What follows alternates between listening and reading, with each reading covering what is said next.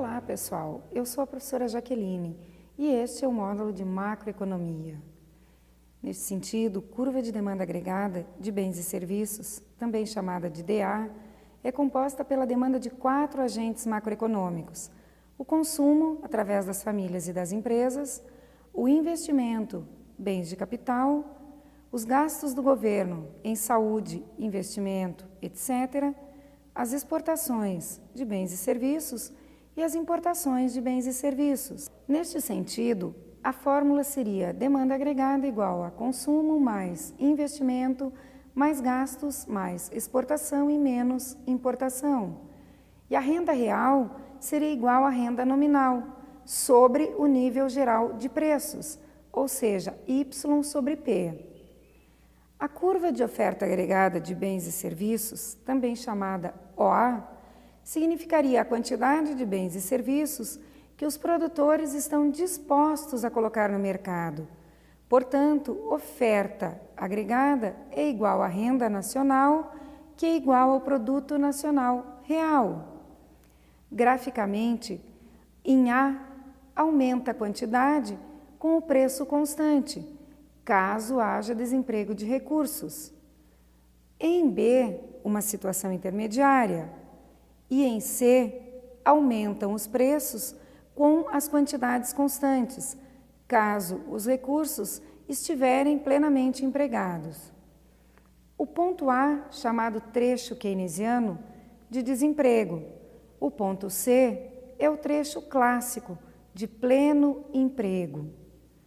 O desemprego é quando a demanda agregada é insuficiente para absorver a produção agregada de pleno emprego.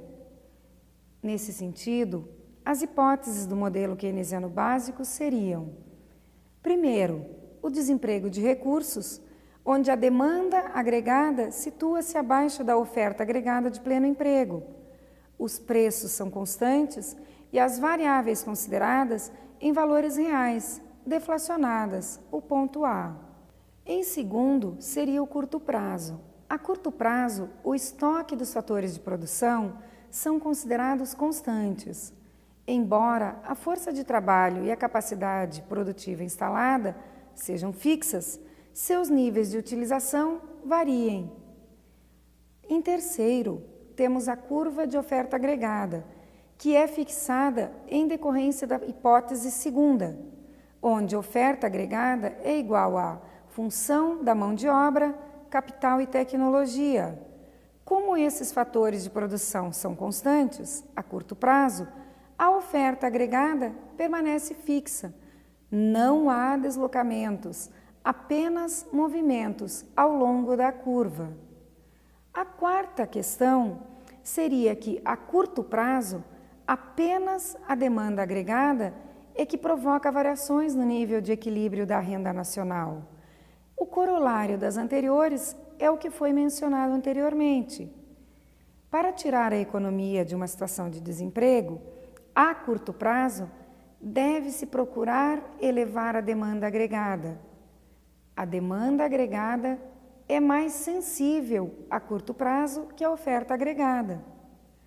Surge deste modo o princípio da demanda efetiva, letra A, da demanda agregada, que é quem determina a produção, conforme Keynes.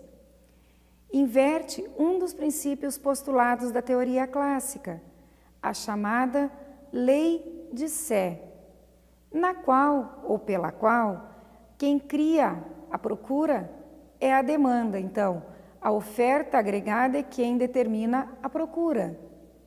Neste sentido, surge o hiato deflacionário, que refere-se à insuficiência da demanda agregada em relação à oferta de pleno emprego, YPE. Já o hiato inflacionário é dado pelo excesso de demanda agregada em relação à oferta agregada de pleno emprego.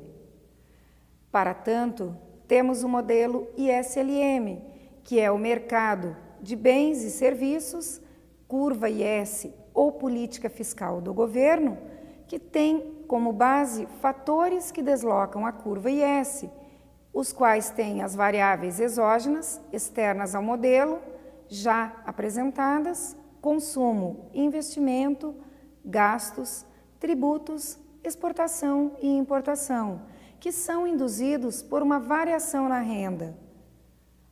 O consumo autônomo, variação da riqueza, mudanças nas expectativas, etc.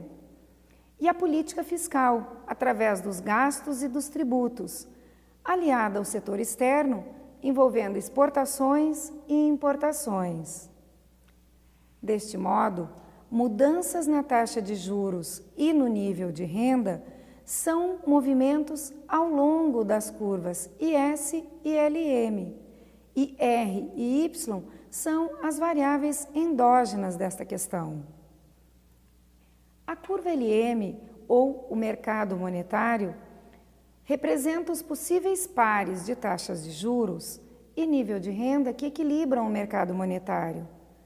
Assim, dada a curva de oferta e demanda de moeda, a identidade M sobre P, dado o nível de renda, cai a taxa de juros. Já Y, ou renda, demanda de moeda para a transação, dada a oferta, aumenta a taxa de juros. Percebam no gráfico que a relação EOM seria o excesso de oferta de moeda, que tende a cair quando a taxa de juros existe. Já o EDM seria o excesso de demanda de moeda, onde a taxa de juros tende a se elevar. Para um modelo ISLM de equilíbrio, o modelo ISLM vai partir do modelo keynesiano e incorporar-se ao mercado monetário. Desta forma, as regras de ajustamento do modelo são desequilíbrios no mercado de bens, a curva IS, que são ajustados via quantidades alterando o nível de produto, ou chamada renda. A questão número 2, os desequilíbrios no mercado monetário, ou política monetária, ou curva LM, são corrigidos através de variações nas taxas de juros.